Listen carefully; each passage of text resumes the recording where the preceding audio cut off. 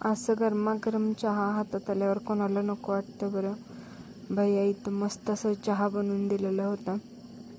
So मी ते सकाळी थंड असं वाऱ्याला बसून ते एन्जॉय केले चहा, कारण की भैयानी बनवलेलं खूप छान बनवतो चहा.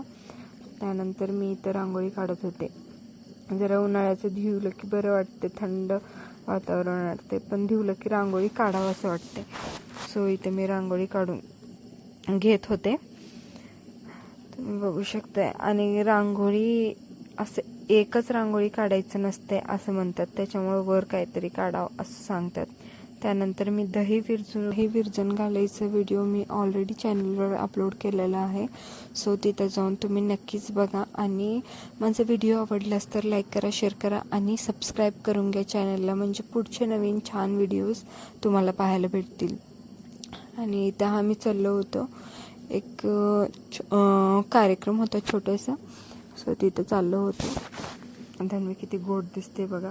त्यानंतर शेवटी माऊली सोबत एक असं सेल्फी घेऊन आजच्या गोड दिवसाची गोड एंड केले. बाय, भेटू पुढच्या नवीनशा छानशा व्हिडिओमध्ये.